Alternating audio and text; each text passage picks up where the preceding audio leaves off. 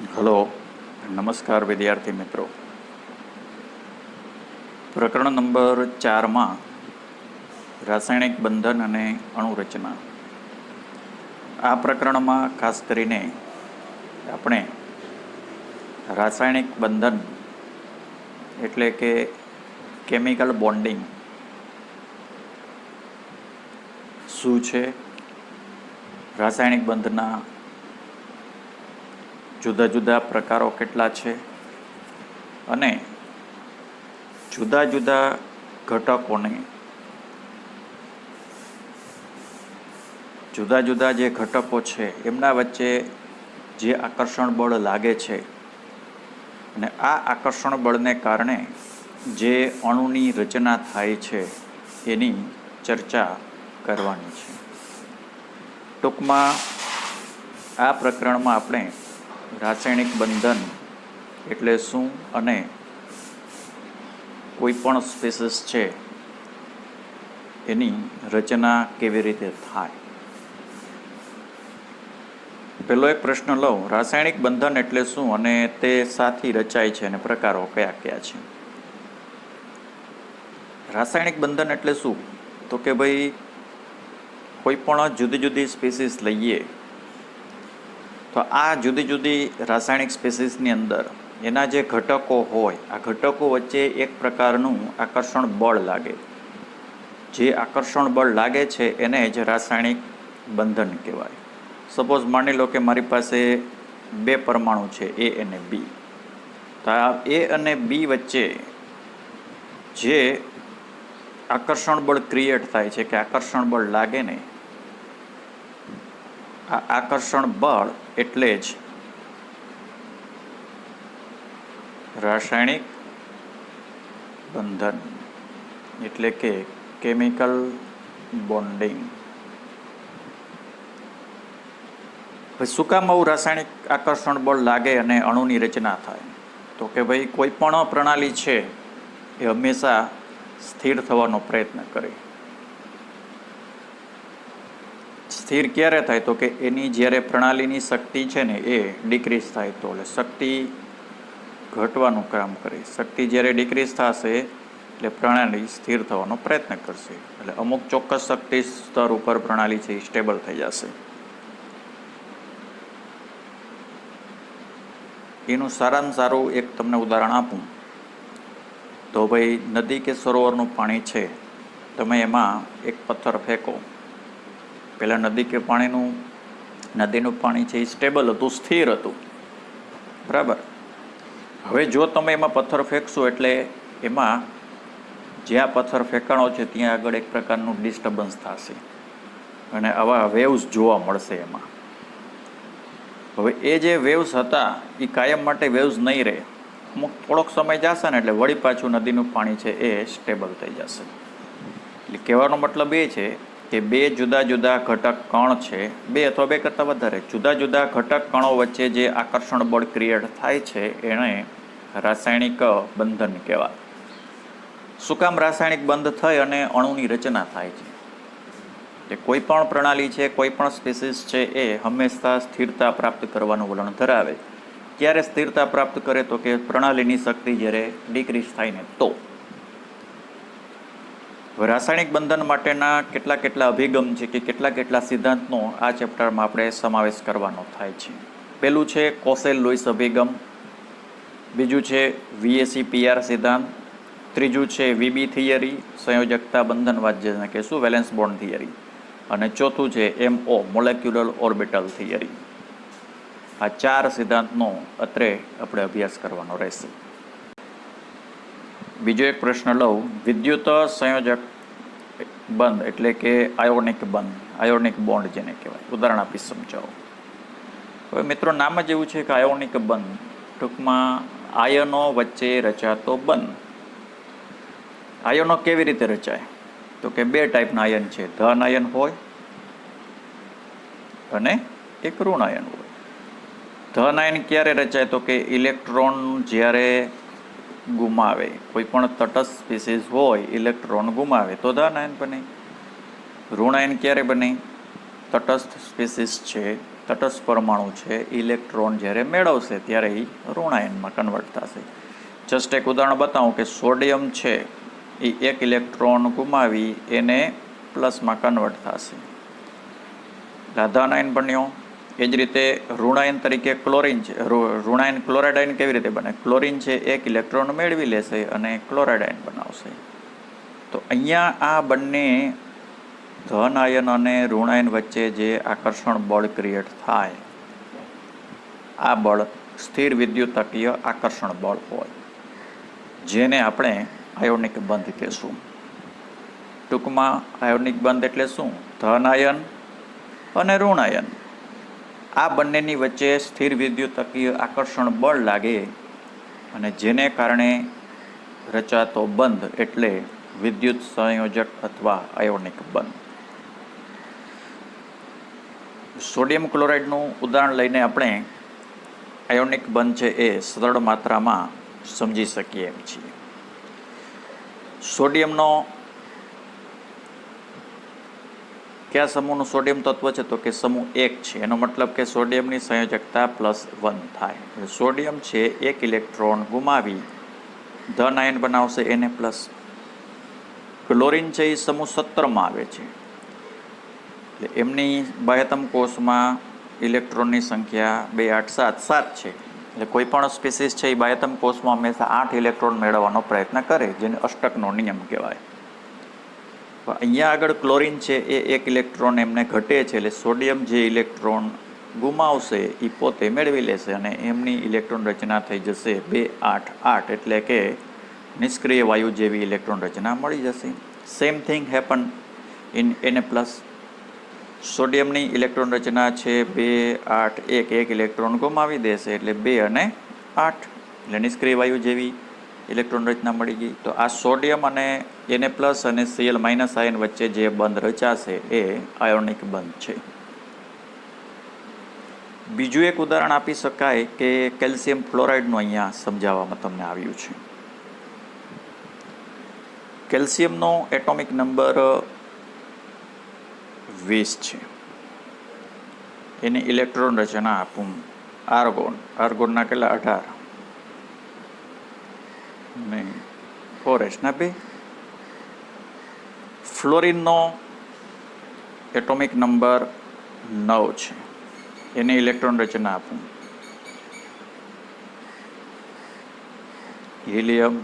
હિલિયમના 2 2s2 2p5. તો મિત્રો તમે જોઈ શકશો કે કેલ્શિયમ છે એની બાહ્યતમ કોષમાં 2 ઇલેક્ટ્રોન છે. તો આ 2 ઇલેક્ટ્રોન છે એ ગુમાવી દેશે અને બનાવશે કેલ્શિયમ +2. હવે ફ્લોરિન છે એની બાહ્યતમ કોષમાં ઇલેક્ટ્રોનની સંખ્યા કેટલા છે? 7 છે. એટલે એક ઇલેક્ટ્રોન મેળવી લેશે અને બનાવી દેશે He2 2s2 2p6. એનો મતલબ કે નિયોન જેવી ઇલેક્ટ્રોન રચના બનાવશે. બરાબર ને? એક ઇલેક્ટ્રોન એક ફ્લોરિન મેળવશે, બીજો ઇલેક્ટ્રોન વળી બીજો ફ્લોરિન મેળવશે. એટલે અહીંયા આગળ શું બનશે? 2 ફ્લોરાઇડ આયન ક્રિએટ થશે.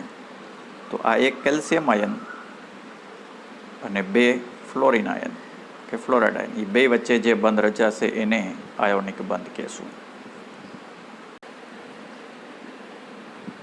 આયનની વિદ્યુત સંયોજકતા એટલે શું? ઉદાહરણ આપો. તો કે આયનની વિદ્યુત સંયોજકતા એટલે કે આયન ઉપર રહેલો એકમ ભાર. શરૂઆતમાં 11th તમે નજરે આવ્યા હતા ત્યારે મેં તમને ધન અને ઋણાયન લખાવ્યા હતા, યાદ કરો. એ આયોનિક છે બધા. એમાં NaCl ઉપર એમાં ઉપર આપણે +1 લખેલા હતા, તો આ +1 વીજભાર છે. પછી મેગ્નેશિયમ છે એ +2 વાળું હતું, એલ્યુમિનિયમ છે એ +3 વાળો હતો. તો આ એની વિદ્યુત સંયોજકતા છે. જો ઘણા બધા લિસ્ટ આપેલા છે, +1 વાળાના, +2 વાળાના, +3, આ બધાના મોસ્ટ ઓફ આપણે ત્યારે લઈ જ લીધા છે. +4 વાળાના જો Si સિલિકોન અને Sn ટીન, સ્ટેનસ કે સ્ટેનિક કહીએ. -1 વાળા બધા હેલોજન હતા, એના ઉપર બધા -1 ચાર્જ આવે. પછી -2 વાળા ઓક્સિજન છે, ઓક્સાઇડ, સલ્ફાઇડ, સિલેનાઇડ, ટેલુરાઇડ, Te એટલે ટેલ્યુરાઇડ. નાઇટ્રોજનમાં -3 વાળા નાઇટ્રાઇડ, ફોસ્ફાઇડ એ વગેરે વગેરે. Next question. આયોનિક બંધની રચના સમજવા માટે કોશેલની અભિધારણા શું? આવર્ત કોષ્ટકની અંદર તમને ખબર છે કે આ ડાબી બાજુના તત્વો છે, આ જમણી બાજુના તત્વો છે. સમૂહ 17 છે, આ સમૂહ 18 છે. સમૂહ 18ની અંદર એની ઇલેક્ટ્રોન રચના NH2 NP6 છે. 17 વાળાની NH2 NP1 છે, 5 છે સોરી. સમૂહ 1 અને 2 વાળાની આની NS1 છે, આમની છે NS2. એટલે ડાબી બાજુના તત્વો છે એ સરળતાથી ઇલેક્ટ્રોન ગુમાવી અને પોઝિટિવ આયન બનાવશે, ધન આયન બનાવી અને કોના જેવી ઇલેક્ટ્રોન રચના મેળવશે? તો કે નિષ્ક્રિય વાયુ જેવી ઇલેક્ટ્રોન રચના મેળવશે. એ જ રીતે સમૂહ 17ના તત્વો છે એ ઇલેક્ટ્રોન મેળવશે અને નિષ્ક્રિય વાયુ જેવી ઇલેક્ટ્રોન રચના પ્રાપ્ત કરશે. નિષ્ક્રિય વાયુ છે એમની પાસે 8 ઇલેક્ટ્રોન છે જ, અને કોઈ પણ પ્રણાલી છે હંમેશા પોતાની પાસે 8 ઇલેક્ટ્રોન મેળવવાનો પ્રયત્ન કરશે. એટલે નિષ્ક્રિય વાયુની ઇલેક્ટ્રોન રચના જે NH2 NP6 છે એમની પાસે ઓલરેડી 8 ઇલેક્ટ્રોન છે જ, એટલે સરળતાથી એ ઇલેક્ટ્રોન મેળવશે નહીં, ગુમાવશે પણ નહીં. જ્યારે સમૂહ 1ના તત્વો છે આલ્કલી મેટલ, એ સરળતાથી 1 ઇલેક્ટ્રોન ગુમાવી અને +1 સંયોજકતાવાળા સંયોજનો બનાવી શકશે. અને સમૂહ 17માં NH2 NP5 છે એટલે એ 1 ઇલેક્ટ્રોન મેળવી અને -1 ઓક્સિડેશન અવસ્થા એટલે કે -1 સંયોજકતાવાળા સંયોજનો બનાવી અને કેના જેવી ઇલેક્ટ્રોન રચના મેળવશે? નિષ્ક્રિય વાયુ જેવી ઇલેક્ટ્રોન રચના મેળવશે. તો આ ધન અને ઋણાયન વચ્ચે એક પ્રકારનું સ્થિર વિદ્યુતકીય આકર્ષણ ક્રિએટ થશે, આકર્ષણ ઉત્પન્ન થાય, જે આકર્ષણને આપણે આયોનિક બંધ કહેશું.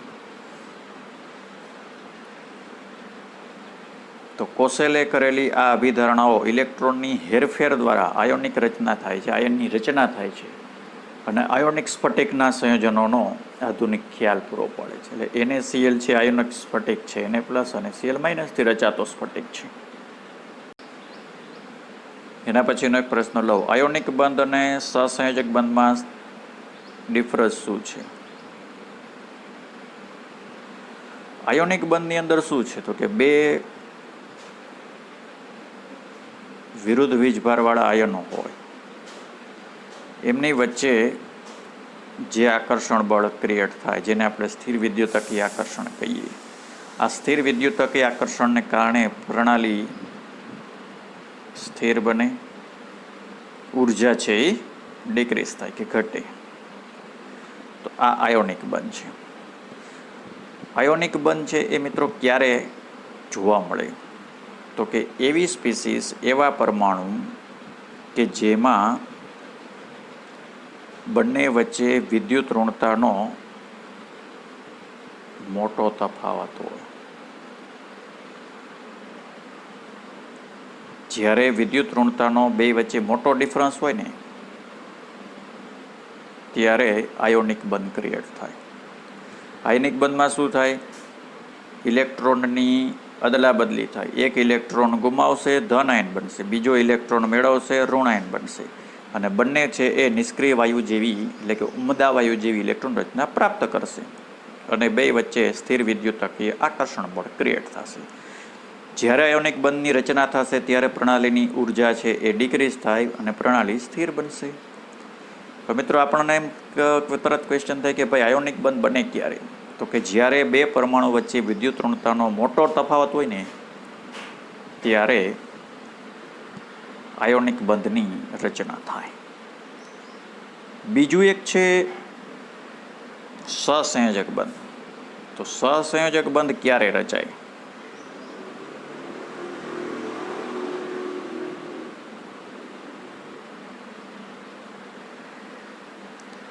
નવમા ધોરણમાં તમે શીખી ગયા હશો.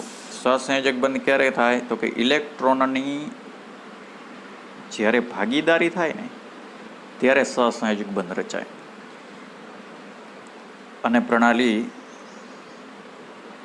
ભાગીદારી કરી, બે પરમાણુ ઇલેક્ટ્રોનની ભાગીદારી કરે, ચોક્કસ આકર્ષણ બળથી એકબીજા સાથે જોડાઈ જશે, ત્યારે પ્રણાલીની ઉર્જા છે એ ઘટશે અને પ્રણાલી છે એ કેવી બનશે? સ્થિર બનશે. સહસંયોજક બંધ ક્યારે જનરેટ થાય, કે ક્યારે જોવા મળે? તો કે જ્યારે બે પરમાણુઓ વચ્ચે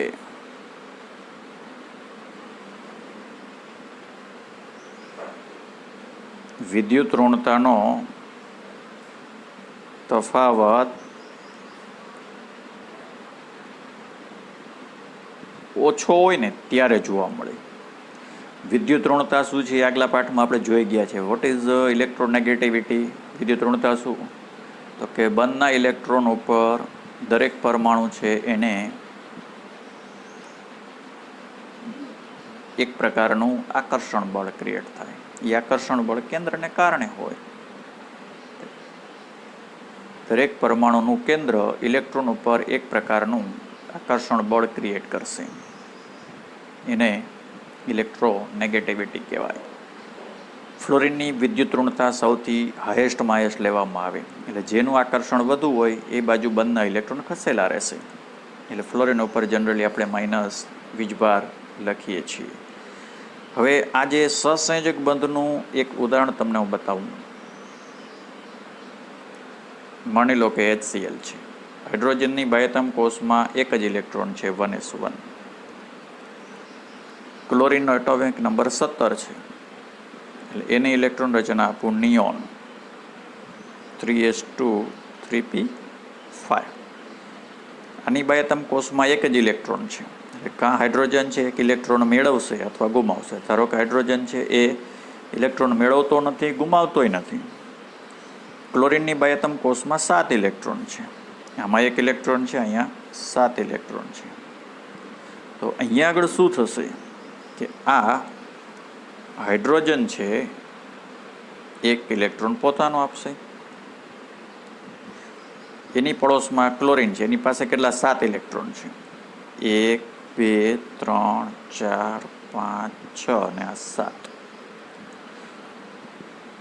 હવે અહીંયા મેં જે બે રાઉન્ડ દોરેલા છે એમાં તમે જુઓ, હાઇડ્રોજનનું રાઉન્ડ જુઓ તો એમાં જો ઓટોમેટિકલી આ 2 ઇલેક્ટ્રોન આવી જશે. ક્લોરિનનું રાઉન્ડ જુઓ એમાં 8 ઇલેક્ટ્રોન થઈ જશે. તો અહીંયા શું થયું? આ H અને Cl વચ્ચે ઇલેક્ટ્રોનની ભાગીદારી બની કે ભાગીદારી થઈ.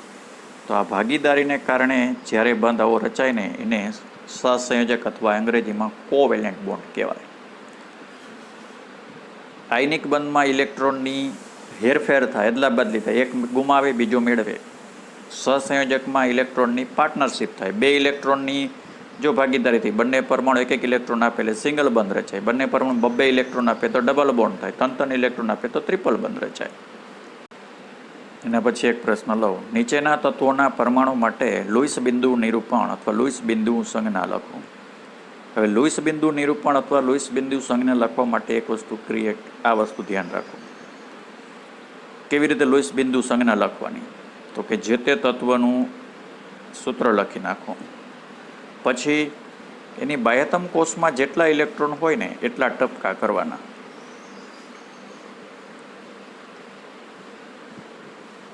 બાહ્યતમ કોષમાં રહેલા ઇલેક્ટ્રોન જેટલા ટપકા અથવા ચોકડી કરવાની.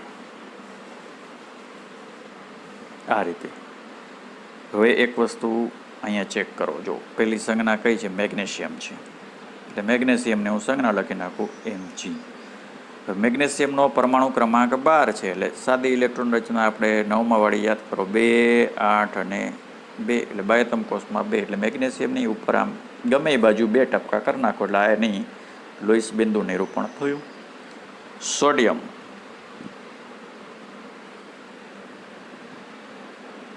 મેગ્નેશિયમમાં 2 થયા, બરાબર. સોડિયમમાં શું હોય? 2 8 1 11 નંબર છે, એટલે બાહ્યતમ કોષમાં 1 છે એટલે એક જ ટપકું ખરું. થર્ડ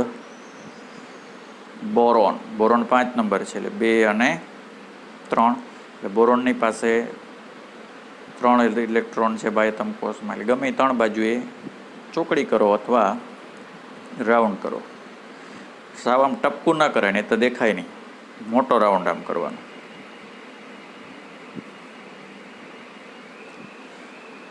એ જ રીતે ઓક્સિજન જુઓ. ઓક્સિજન 8 નંબર છે, 2 અને 6. તો ઓક્સિજનની બાજુમાં કેટલા ટપકા થશે? 6 ટપકા થશે. એ રીતે દરેકના કરી શકાય એમ છે. બ્રોમિન છે એ સમૂહ 17માં આવે. સમૂહ 17 એટલે 2, 8 અને 7, એટલે બ્રોમિનની બાજુમાં 7 થશે. આમ 1, 2, 3, 4, 5, 6 અને આ 7. નાઇટ્રોજનમાં 7 નંબર છે, 2 અને 5. તો નાઇટ્રોજનની આસપાસ 5 ટપકા કરવાના આપણે. 1, 2, 3, 4 અને 5. આ રીતે નીચેના પરમાણુ અને આયનો માટે લોહીસ સંજ્ઞા લખો. સલ્ફર છે અને એક સલ્ફાઇડ -2 છે. સલ્ફરનો પરમાણુ ક્રમાંક 16 છે, એટલે 2, 8, 6. હવે સલ્ફાઇડની અંદર શું થાય જુઓ. સલ્ફર છે માઇનસ ચાર્જ ક્યારે જોવા મળે? 2 ઇલેક્ટ્રોન વધે એટલે એની ઇલેક્ટ્રોન રચના થાય 2, 8, 8. કારણ કે કેટલા ઇલેક્ટ્રોન થશે? 18 થશે. તો સલ્ફરની બાહ્યતમ કોષમાં 6 ઇલેક્ટ્રોન, સલ્ફાઇડમાં બાહ્યતમ કોષમાં 8 ઇલેક્ટ્રોન. તો સલ્ફરને આપણે દોરવી હોય તો આમ S 1, 2, 3, 4, 5, 6. અલગ અલગ બતાવો તોય હાલે, નામ લખો તોય હાલે. હવે S-2ની કેવી રીતે થશે? આ S લખી નાખો. 8 થવા જોઈએ ને. 1, 2, 3, 4, 5, 6, 7, 8. ઉપર -P. ખરેખર સલ્ફરમાં તો 6 જ છે. 2 ઇલેક્ટ્રોન બીજા પાસેથી મેળવે છે, તો બીજાના ઇલેક્ટ્રોનને અલગ બતાવવા માટે આમ ચોકડી તમને અહીંયા કરીને બતાવી છું. કદાચ ચોકડી ના કરો ને રાઉન્ડ કરો તોય હાલે, બરાબર. એ જ રીતે બાકીના 2 તમારે કરી લેવાના રહેશે. લોહીસ સંજ્ઞાનો ઉપયોગ કરી નીચેના પરમાણુ વચ્ચે ઇલેક્ટ્રોનની હેરફેર દર્શાવી ધન અને ઋણાયનની સંજ્ઞા સમજાવો. પેલું છે પોટેશિયમ અને સલ્ફર. પોટેશિયમનો પરમાણુ ક્રમાંક 19 છે, સલ્ફરનો 16 છે. તો પોટેશિયમ છે એ 1 ઇલેક્ટ્રોન ગુમાવી અને +1 મેળવશે. પોટેશિયમની ઇલેક્ટ્રોન રચના શું થાય? Argon 4s1. K+ની ખાલી આર્ગોન થશે. હવે આ જે ઇલેક્ટ્રોન છે એ સલ્ફર પરમાણુ મેળવી લેશે. સલ્ફરનો 16 નંબર છે ને, એટલે સલ્ફરની આજુબાજુમાં કેટલા ઇલેક્ટ્રોન આવશે? 2, 8, 6. એટલે કે બાહ્યતમ કોષમાં 6 ઇલેક્ટ્રોન છે. એ 2 ઇલેક્ટ્રોન મેળવી લેશે અને બનાવશે S-2. S-2 બનાવશે. 6 ઇલેક્ટ્રોન એમની પાસે હતા જ. પોટેશિયમનો 1 ઇલેક્ટ્રોન એ મેળવશે.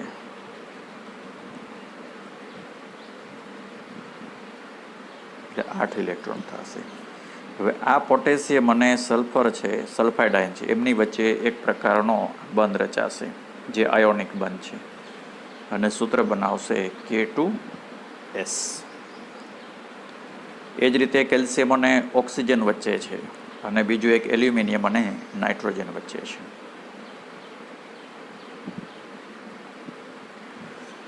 કેલ્શિયમ અને ઓક્સિજન વચ્ચે છે. જો કેલ્શિયમનો એટોમિક નંબર 20 છે, એટલે એની ઇલેક્ટ્રોન રચના થાય આર્ગોન 4s2. 2 ઇલેક્ટ્રોન એ ગુમાવી દેશે, 2 ઇલેક્ટ્રોન ગુમાવશે એટલે શું બનાવશે? કેલ્શિયમ +2. આર્ગોન જેવી ઇલેક્ટ્રોન રચના મેળવશે. હવે ઓક્સિજન છે એનો એટોમિક નંબર 8 છે, એટલે 2 અને 6. ઓક્સિજનની બાહ્યતમ કોષમાં 6 ઇલેક્ટ્રોન છે. આમ અહીંયા જે અન્ય 2 ઇલેક્ટ્રોન ગુમાવ્યા છે એ ઓક્સિજન લઈ લેશે. શું બનાવશે? O-2 બનાવશે. તો આ કેલ્શિયમ અને ઓક્સિજન છે એકબીજા સાથે જોડાય કેલ્શિયમ ઓક્સાઇડ એવું આયોનિક સંયોજન તૈયાર કરશે. એવું જ એલ્યુમિનિયમ અને નાઇટ્રોજન માટે આવશે. એલ્યુમિનિયમનો એટોમિક નંબર 3 છે, નાઇટ્રોજનનો 7 છે. જો પરમાણુ ક્રમાંક અને ઇલેક્ટ્રોન રચના આવડવી ખાસ જરૂરી છે. એલ્યુમિનિયમની ઇલેક્ટ્રોન રચના શું થાય? તો કે નિયોન 3s2 3p1. તો એલ્યુમિનિયમ છે 3 ઇલેક્ટ્રોન ગુમાવી દેશે અને બનાવશે Al+3. 3 ઇલેક્ટ્રોન ગુમાવી દીધા છે. નાઇટ્રોજનના બાહ્યતમ કોષમાં કેટલા ઇલેક્ટ્રોન છે? 2 અને 5. બાહ્યતમ કોષમાં 8 પૂરા કરવા માટે 3 ઘટે છે, એટલે એ નાઇટ્રોજન છે એ 3 ઇલેક્ટ્રોન મેળવી લેશે અને બનાવશે નાઇટ્રોજન ઉપર -3. તો આ બે વચ્ચે એક પ્રકારનો બંધ તૈયાર થશે, જે AALN બનશે. નીચેનાની લુઈસ રજૂઆત છે ઘરેથી આપીએ છીએ. દાખલા તરીકે પોટેશિયમ છે, પોટેશિયમનો એટોમિક નંબર 19, એટલે 2 8 8 1. બાહ્યતમ કોષમાં 1, પોટેશિયમની ઉપર આમ 1 ટપકું કરી નાખો. આ રીતે બાકીના કરશું. નીચેના આયનોની લુઈસ રચના આપો. દાખલા તરીકે K+ છે. K+ ક્યારે બને? તો કે K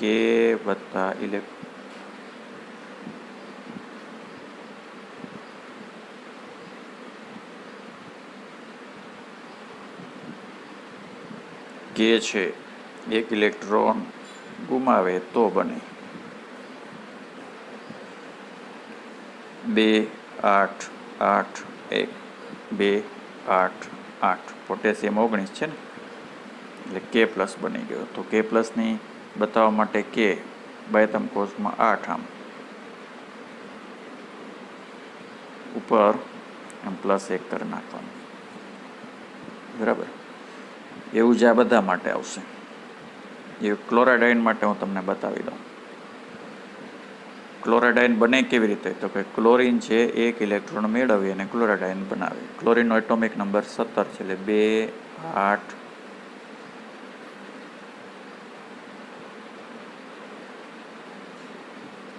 7 થાય મેળવશે, એટલે 2 8 8. બાહ્યતમ કોષમાં કેટલા? 8, એટલે ક્લોરીન લખવાનો, 8 ટપકા કરી દેવાના